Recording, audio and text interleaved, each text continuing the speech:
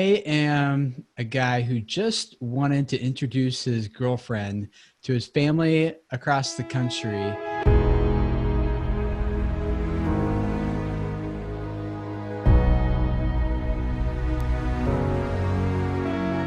Discovered this little site in 2006 called YouTube and started posting videos there with his girlfriend so his family could watch them at home. And today it's turned into a multi-million-dollar business. I don't think so. Maybe they have by now, but I didn't. I was getting freaked out because back then it was like MySpace days and you don't use your real name on the internet. If you do, people will hunt you down and kill you for some reason. So I was just sending the links to my family thinking that they're the only ones who are going to watch. There is no correlation between your audience size and how much money you make. Wow. So we worked with channels that have 3,000 YouTube subscribers, starting the YouTube channel and expecting to see growth immediately. And I know like from the creator side, like we're putting a lot of heart and soul and energy and time and money and resources and into making this content. And so when you put it up there, you kind of want other people to appreciate it for you. You know, it's like, I worked hard. Why is no one watching? Sounds correct.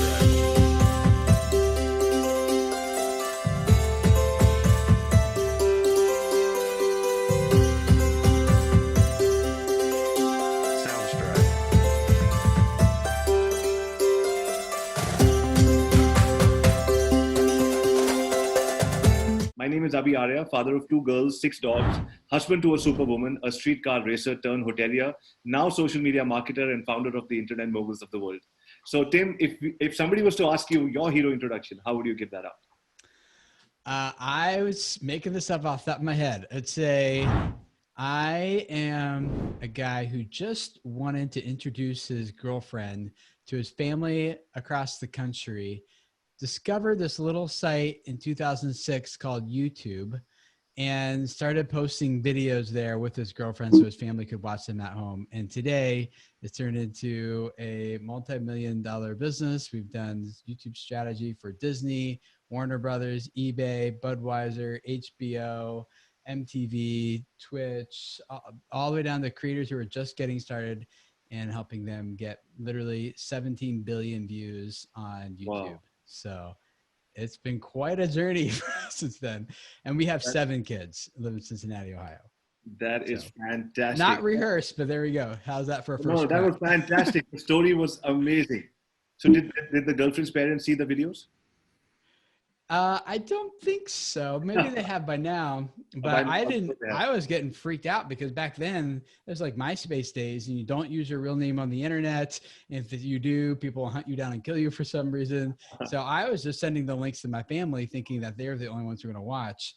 And instead other people started watching and started freaking me out. And that's what prompted me to be like, where are they coming from? How are they finding me? Why do they keep coming back? Who is Cat Liquor 72 and why do they keep commenting on my videos? You know, like, should I be concerned? And that's what sent me down the rabbit trail trying to figure out how YouTube works. Was it the same time as Vine Library TV or earlier? When Vine what? When Vine Library TV, when Garyvee. Oh, yeah. Vine, that was on Vidler, right? And so Vidler was around prior to YouTube. And then Wine TV moved over to YouTube a few years later.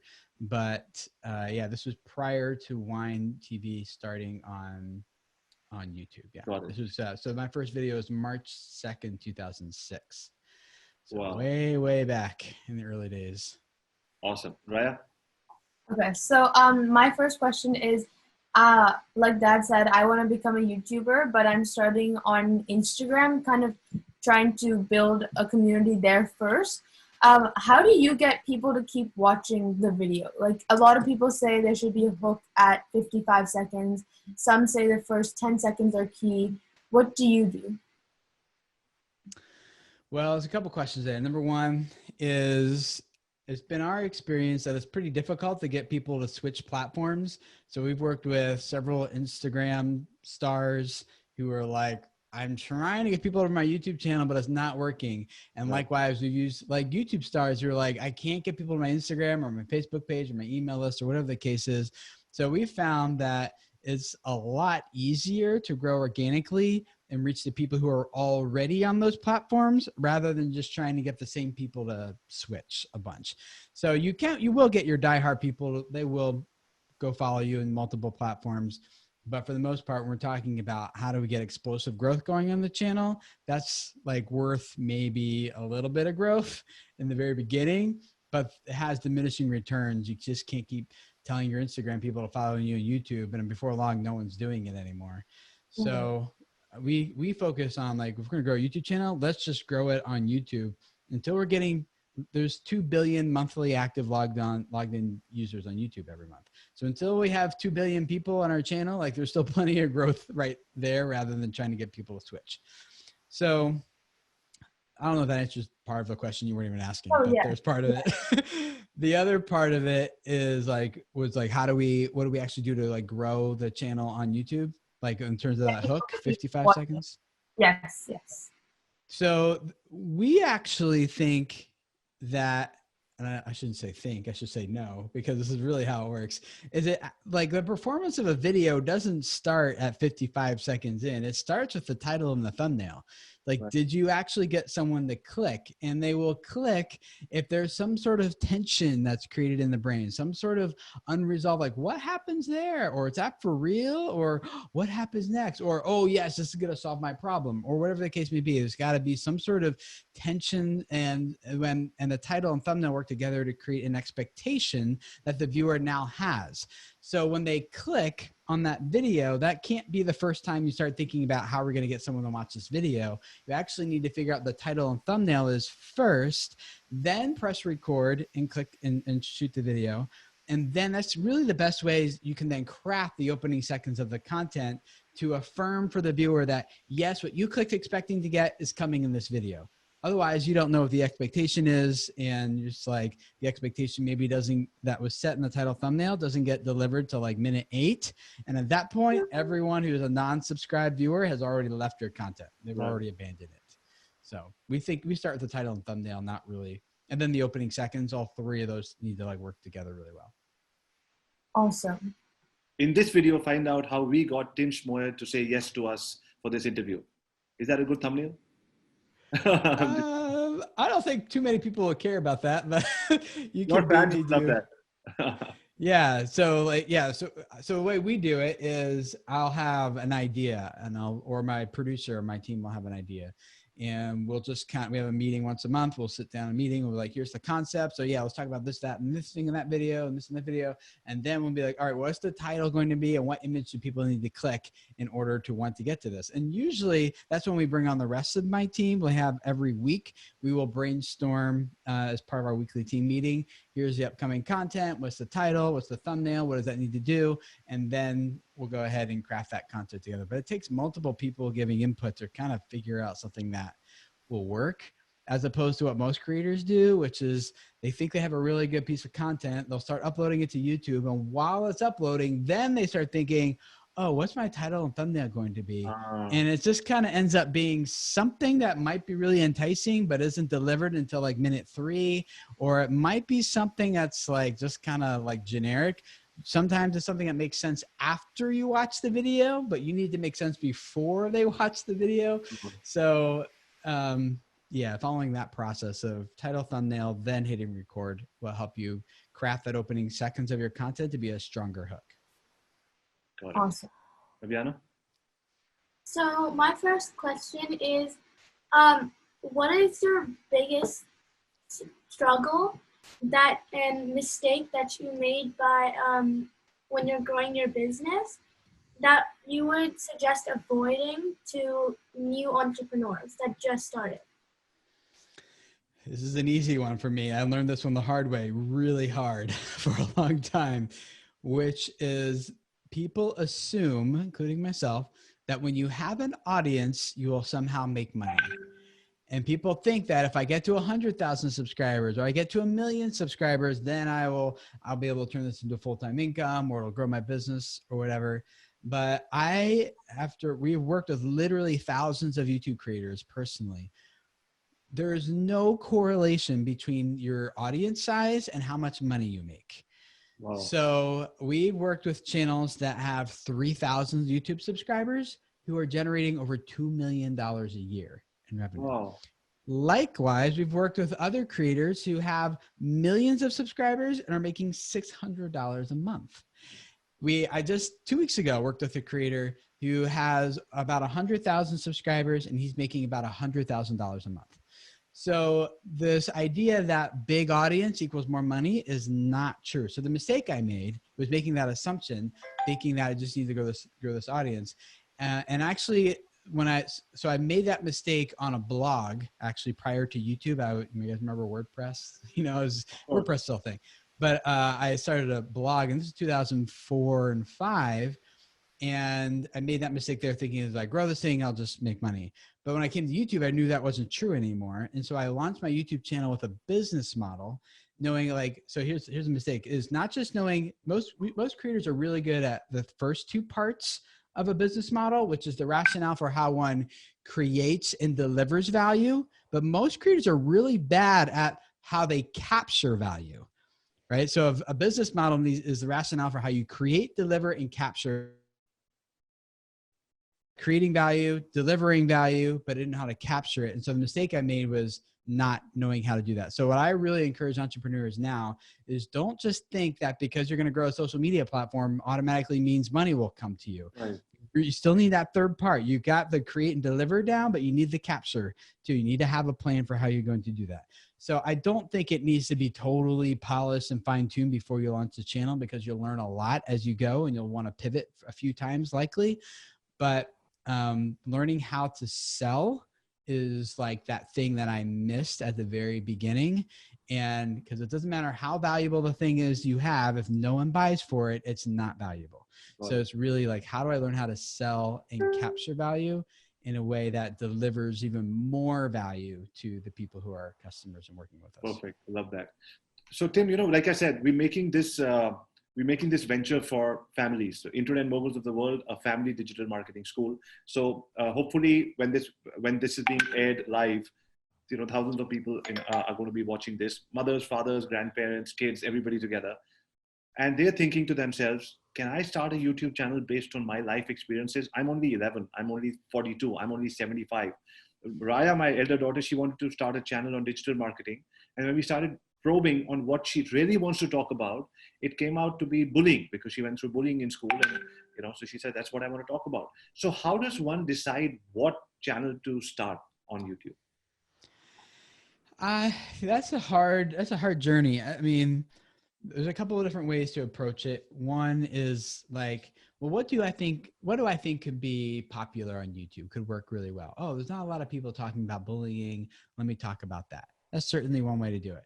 Another way to do it could be like, I've experienced bullying in like a really bad way. And I don't want other people to experience that. And I just need to talk about that, even though there might be tons of other channels that do. And I tend to encourage people, like, maybe take both of them into consideration, but put a lot more weight on the latter. Like, where do you get the most energy, the most passion, the most excitement? Because there's going to be a lot of hard days on YouTube where you're not getting traction and it's not working and the sales aren't coming in.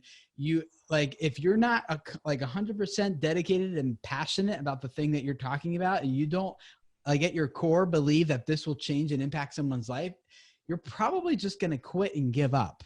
So in order to push through those moments, I think it's really got to come from like, I can't stop. Like, the world needs this. I have a message that people need to hear, and that compels you to like keep pushing and keep going when most other people would just quit.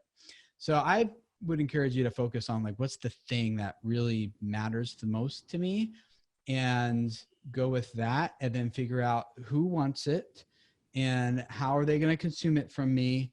And then how can I deliver 10x that value in a format someone's willing to pay for? So those are the big things to kind of figure out as you get started with, the channel. Got it. So when you touched upon the paid for, so are you saying that if I'm talking about a particular product, the pay on YouTube, you pay for I promote an affiliate related product, that's how I get paid? Could be. I'm fine with affiliates. I'm fine with AdSense and all that. The way I think about it is like, I am, and there's nothing wrong with this, but let me just say that up front. There's nothing wrong, but I think of it as like, I'm doing a lot of work to grow someone else's business. Got it. And I'm taking a small percentage of their marketing campaign in order to do that. And again, there's nothing wrong with that because a lot of advantages to that. Like I don't have the carry inventory. I don't have but I am kind of like now my business is relying on other people's businesses. And I don't like that as much. I prefer be like, this is who I'm trying to reach. This is the difference I'm trying to make in your life. And here's the product that's going to do it. So if a brand's going to say like, pay me $5,000 to do a brand deal to promote them, that might be great, but now I need like another brand deal next month. And then I need another, like I need to kind of keep chasing that thing. If a brand deal doesn't come in, I'm like, I have bills, I got people to pay. And so you're either chasing the brand deal and then taking 5K when really the only reason my brands keep doing that is because your audience is going to pay them like 25K. 25,000. So I think if my audience is worth 25K, I would rather just make something that delivers exactly the value that they want, something I'm really passionate about, and then capture 25,000 instead of 5,000. Yes, there'll be more overhead and other things ahead, but now I'm not chasing brand deals. I'm not going from one campaign to the next. And I'm not just kind of like always trying to keep people engaged because now my business relies on views and engagement. And if my views start to dip based on algorithm, which I also don't control, then like my business starts to decline. I just prefer to like, let me control. Maybe I'm a control freak. Maybe that's what we're going to get out of this, but I want to control the revenue, the product, the service, I want to own the customer and be able to do a really good job of delivering it. So that's my personality. I think I'm not saying any other way is wrong to do it, but that's kind of how I think and approach it. No, I like that because, most of the time we've seen people say AdSense, affiliate, but you're saying maybe your own product, maybe your own consulting service, maybe guide them through a funnel down your website, which will book your phone calls and have your salespeople have booked on calls. And so use that to funnel and channel your own business leads, business development, all of that. Yeah. So so this is my real math right here. So if for every 1,000 views on YouTube on AdSense, I'll get like, it averages, but on average, let's say $2.50 per 1,000 views on YouTube. On that same video at the end, I might teach people like, here's what you need to do in your channel to grow, blah, blah, blah, get to the end. If you want to take this to the next level, you can download my guide. It's called 30 Days to a Better YouTube Channel. Go through this course. Every day, this is the literal pitch. Every day it's going to give you a teaching, something you need to know. It's going to give you action steps, assignments you need to do right then on your channel, and then links to further resources. If you're interested, link down below, go check it out. So what was that, like a 10-second pitch? Like really, I'm not like hard selling. It's just really brief. And every time I do that, I'll convert about 1% of the audience into a sale. So do the math. For 1,000 views, that 1% converts, that's 10 sales at $97 a sale compared to the $2.50 that YouTube was going to give me for the same 1,000 views. Okay. So it's like, do I want 2,000 or 200? Let me do the math right. Yeah. Do I want like $970 or do I want $2.50? So I think there's nothing wrong with the 250. A lot of people do very well with that. They don't want to make product. Usually where people get hung up is more the entertainment channels. You're like, well, I'm not teaching anything. I'm not like selling any, like and those people like often they just need to think differently about the value that they're creating. If you're like a family vlogging channel or a gaming channel or something, the value often revolves more around perceived relationship and community. And you can make a lot of money selling community online. So it's like, all right, well, here's what our community is about. And so you have like a good solid brand that says, this is what we believe. This is why this matters. If that's you join this community and together we're going to like make this difference in the world, or we're going to overcome this thing or whatever it is. And you sell community that way. You can make a lot of good money serving your audience really well doing that too. I love that. I've almost never heard anybody say, use YouTube for your direct business. And I mean, love that. Raya, over to you. Okay. So my next question is, what is one or what strategy or hack did you use to keep people coming back to your YouTube channel and to watch more of you? I saw you were certified by YouTube for audience growth, which is amazing. So what is one hack that you use? All right, I'll give you the hack, but it's not easy. Okay. But if you practice, you can pull it off. Some people do it really well naturally, but those people are usually the ones we look to, but they're the exceptions, not the rule. So the hack to get people coming back to your channel over and over and over again, subscribing, telling all their friends, becoming one of your most passionate, loyal viewers and subscribers, is you have to make them feel something. They have to come away with some sort of human emotion, some sort of connection with the brand or the creator. If you just give them really good information and then they leave, like for example, we have a couple acres here. We have a, 0-turn lawnmower is like the lap bars. You got to push, you spin around. It's a lot of fun. I had to change the alternator in it, and I have no idea how to do it. So I found a YouTube video. It was like, unscrew this bolt, then this one, then release the tension here. And I followed it step by step. It was perfect. And then I watched them reverse it, put it all back again. 3 hours later, I can't tell you anything about who that person was. I wouldn't even be able to find that video again if I went and tried, except for looking in my history maybe. So they're very forgettable because all they did is they helped me solve a problem, but they didn't create any sort of connection. There was no story in there. Here's who I am. You guys are already obviously doing very well in terms of your story. I'm over in India. They're in Vancouver. We were trying to grow this thing together. Here's how it got started. So when people start to feel something, that's when they're going to be way more likely to get engaged. Now, how do you make someone feel something, right? That's the next question. So the practical way to do this is I don't know if we have enough time to get into all of it, but I'll give you a really high level. And then if you want to dig down, you can. There's typically 7 signals that people need in order to create meaning and quickly attach themselves to a brand or to a creator or to a series or a show or anything like that. And so I'll go through them really quickly. Number 1, the first one is we need to know, drawing a blank here. Oh, creation story. What is this person's story? Where did they come from? So if we know the person's story, immediately our level of trust in them goes up because now we feel like we understand this person a little bit. Number 2, we need to understand, what do they believe? What's their creed? Because online and offline, the strongest communities don't revolve around shared interests. They revolve around shared beliefs. So if 2 people believe the same thing, they're way more likely to be like, oh, it's one thing if we both like fishing, but if we both say oh, fishing is like how I spent time with my grandfather, and it has this deeper meaning to both of you, and you both have that same belief about why fishing matters, you're going to be way more likely to connect and have a lot more conversations. Number 3, there needs to be strong rituals. So maybe think about some of your favorite YouTube creators as I'm going through this, and you'll start being able to pick up oh yeah, I know this person's backstory. Oh yeah, I know what they represent, what they stand for, their creed, what they believe. Number 3, the rituals. These are just the repeated interactions that people grow to love and expect with your brand. It happens in every video. So who are some of your favorite creators? Maybe I'll know some of them. I can use them as an example. Garyvee. Garyvee. Oh, he's got tons of rituals. Yeah. What is one of those things that anytime you watch Gary, you can expect him to do that thing?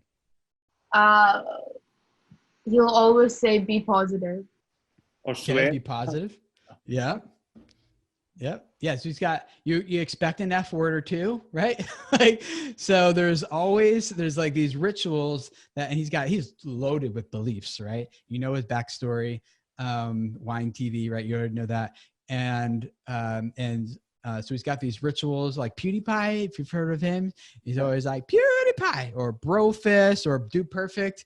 They're always they're celebrating these rituals. You expect them to do the pound it noggin, see ya at the end of every video. If they don't do that, you're like, oh, you missed the pound it. They're not right. You feel, so these aren't things that people get bored of. These are things that create emotion oh, I love that thing. Number 4 are icons. These are just the visual representations that people grow to connect with your brand. So whenever they see that thing, they think, oh, they think of that brand. I'm going through these pretty quickly here. Number 5, sacred words. What's the inside language that you use that only people in your community know? And I'm not talking industry. I don't know if you've heard of like Dave Ramsey, maybe. Like he's a big finance guy, and finance world has tons of lingo that goes way over my head. But he still has brand specific lingo. Like you guys say, hey Tim, how you doing? And I say, doing better than I deserve. Anyone who's a Dave Ramsey fan immediately like, oh, Dave Ramsey, because that's one of his rituals. It's one of his creeds, but it's also sacred words. So like I go into Starbucks. I tried drinking coffee 20 years ago. It tasted like burnt water. And I'm like, that tastes gross. And people are like, yeah, you got to acquire the taste. And I'm like, I don't want to spend the amount of money I have to spend to acquire that taste. Like I'm out. So when I go into Starbucks now, they speak a different language. They could have called it a small, medium, and large, but instead they call it a venti. I don't even know. What's the language? Right.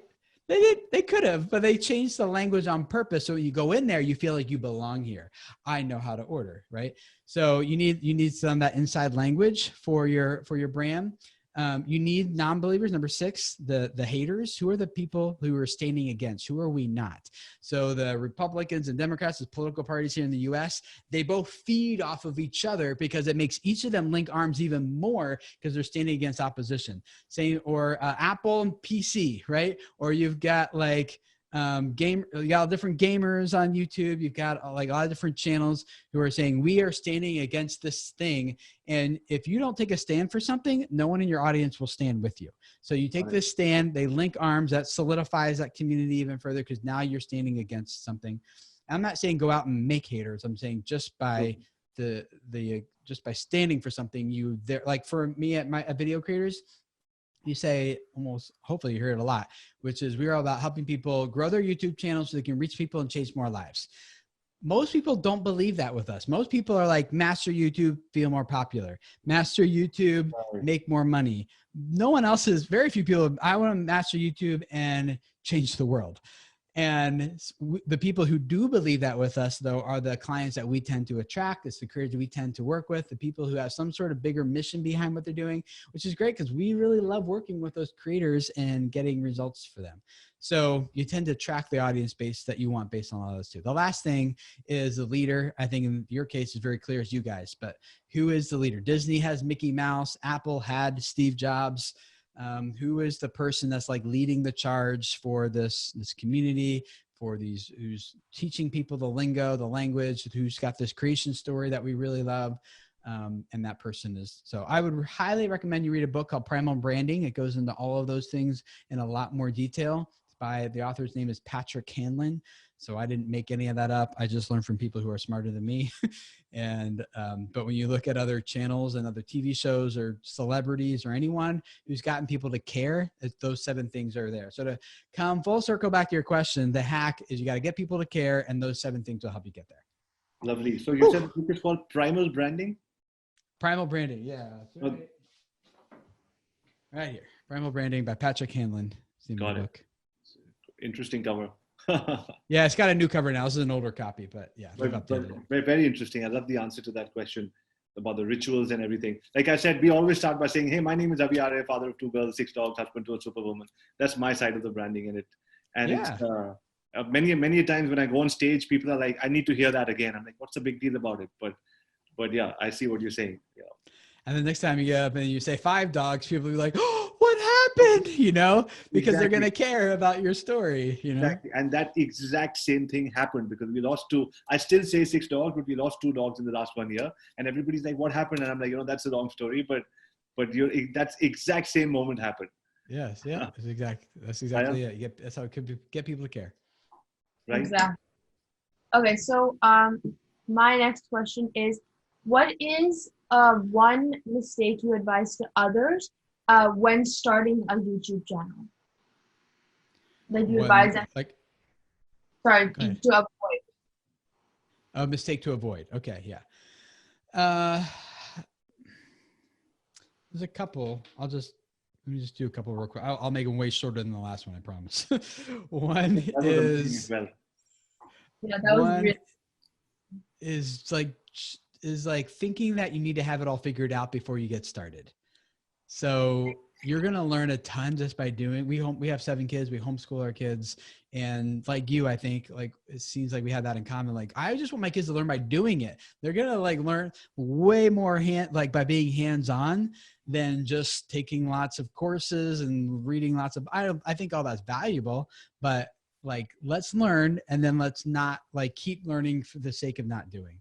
So you don't need to have all the fancy equipment. Just get started would be mistake number 1. Mistake number 2, I think, would be starting the YouTube channel and expecting to see growth immediately.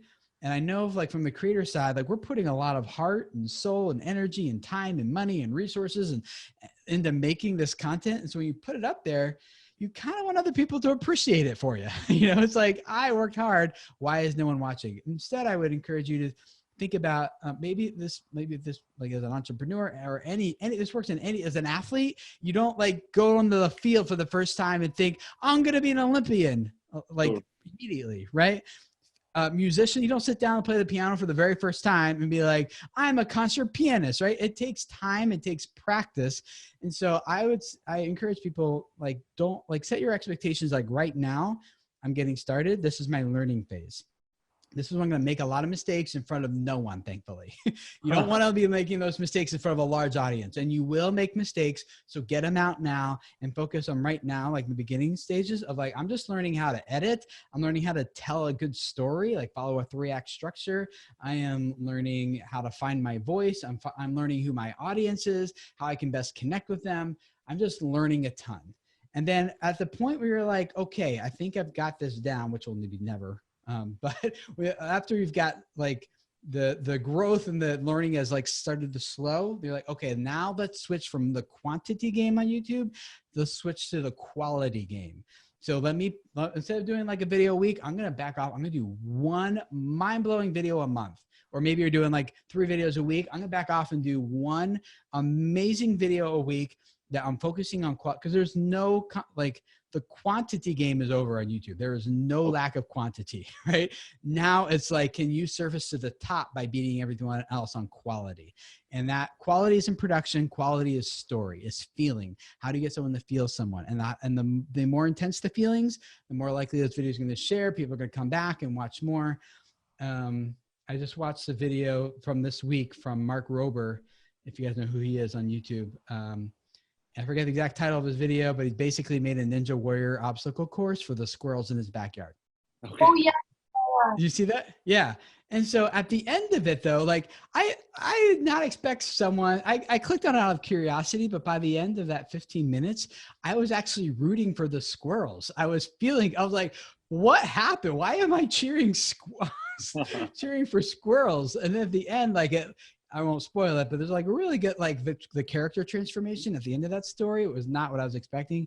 He just followed a perfect 3-act structure through the whole thing. And at the end, I was waiting for the transformation, and he took it to a whole new level, and I felt something, and I shared that video.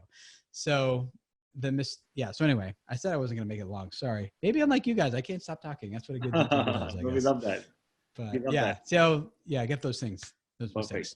Tim, today, a lot of people are saying, just get started with your smartphone and become a YouTube creator. Are you like, you still look the same? I was going to say, what do you do to take care of your health? But that could be a separate conversation. You look pretty much the same since you've been creating videos, last so many years, but you're still a veteran in your field. Would you frown down upon people who are using their cell phones to become YouTube creators? No, I worked with a creator, a few months ago. I don't remember how long, but a few months ago. And he had 300,000 subscribers and no editing at all done on his phone. The videos all start as if you want like a ritual of the finger coming away from the camera when he presses record, talks about his thing. You see the finger go up at the end, it stops, and he just uploads it straight to YouTube from his phone. 300,000 subs. So, so it wasn't about the camera, the gear, the quality, but he was making people feel something, was giving them the information that they really needed when they needed it. So and the quality of his brand was really high. Like people knew exactly what they're going to get. They wanted to subscribe. The next one always delivered, so that the target audience and that he was going after and the value proposition that he was delivering were both very clear. So it made it easy for people to quickly jump on board and want to watch more too. Fantastic. So, yeah. So maybe continuing a story, talking about something and saying, leaving a cliffhanger and asking people to come back again. You could do that. The likelihood of them actually coming back is low. We haven't seen much success on getting, it takes way more effort than you might think to get someone to click onto the next video in a part 2 series. I would say just put it all in one video and just hold their attention for an hour and a half or whatever they end up, like, don't split it up. If it's one self-contained story, just do like a movie. Don't separate it unless you're like a trilogy. But who really likes it when Lord of the Rings is like, oh, I got to wait for the next one now. Right. You know, I still remember that letdown in the theaters back in whatever that was, early 2000s or something. Got it. Yeah, Brianna? just put it all in one, I'd say. So my second question is, you said that you had homeschooled your kids, and that Ask my dad to do the same. Sure. Sorry, go ahead. and that I would think that you would spend a lot of time with them, but like if you get a lot of interviews, and how do you balance out your family time with your business time?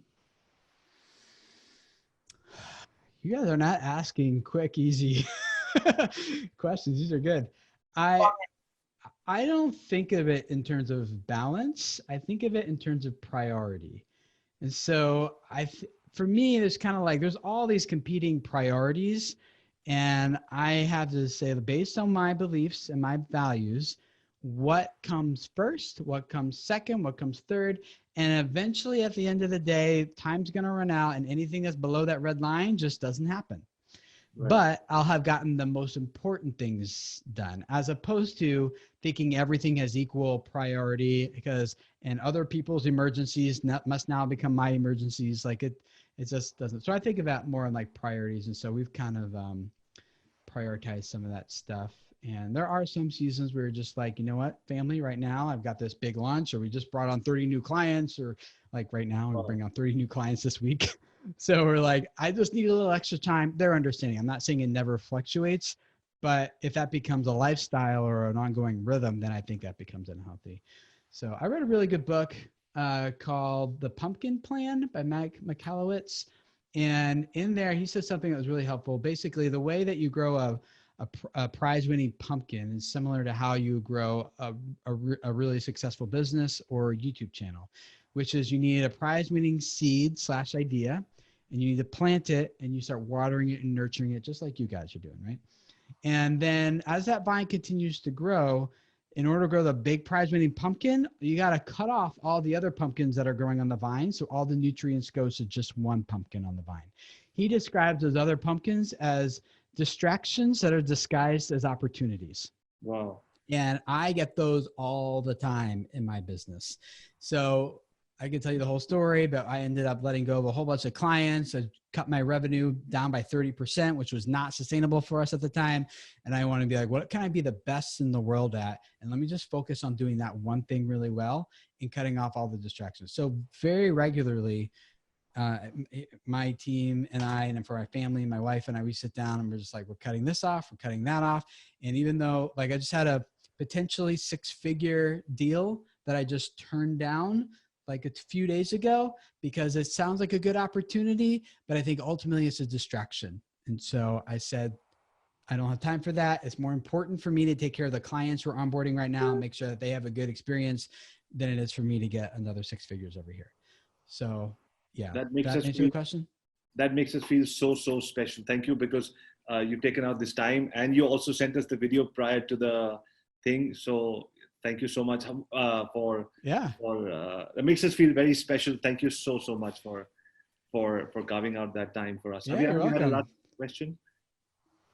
Yeah. So my last question is, we use the term internet moguls a lot, and for us, an internet mogul means someone who spends quality time with their family, but also works hard on growing their business and improving on their business. So what would your definition of an internet mogul be? That's a good question. The first thing that comes to mind for me, I don't know if this is what I would stick to if I'd thought about it longer, but the first thing that comes to mind for me is someone, I'm going to go back to what I said before. Someone who has figured out, let's say it this way, someone who has done a good job at systematizing how they create, deliver, and capture value. And with this time, the emphasis is on the system, because if it's just like you can become an internet mogul and hate your life because you are doing all these things and you can't well, like in my case, how else, no one else knows how to grow YouTube channels like I do. No one else, like, how am I going to scale that system? Because like no one else has spent like 8 or how many years, 14, whatever years it's been on the platform, like learning all the ins and outs of this stuff. And so I had a big system scalability issue I kept bumping into, because that meant I could only take on so many clients. I kept jacking up my prices, which helped, but what I really wanted to do is help more people, not make more money. And so how do I solve that problem? And I had to figure out systems of like, okay, here's the system we follow that to grow a YouTube channel. And we got it now, or it took a few years, but that's like 100% success rate for anyone who does the work.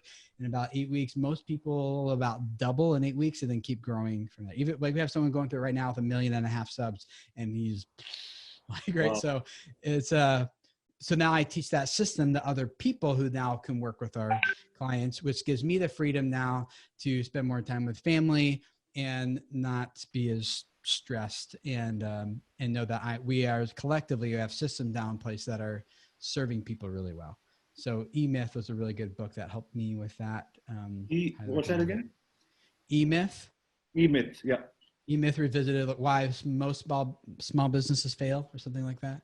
So those systems were really, really important. It's just so much fun reading a book when it's recommended by somebody. I just want to read every page of it. Otherwise, it's difficult to read books or even watch a movie. Oh man, I think books are such, and I didn't always feel this way. Like I was homeschooled, went through college, went through graduate school, got my master's degree, and I was done with books for years. Like I've read too many books I didn't care about.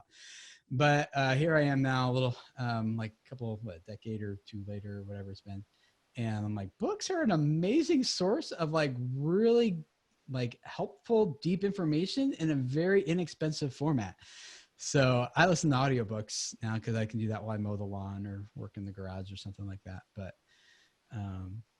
yeah, super helpful. If you want one more recommendation, I would say A Million Miles in 1,000 Years by Donald Miller. That book really changed the way how I present content, how I run my business, how I live my life. It was like, I did not expect it, but it was, it's basically how he took his life story that was turned into it was a New York Times most bestseller, and how they turned that story of his life into a major motion picture film. So it's perfect for any YouTube creator who's like, how do I tell my story on video in a way that engages an audience? And in true meta fashion, he teaches you how to tell an engaging story by telling you one long engaging story.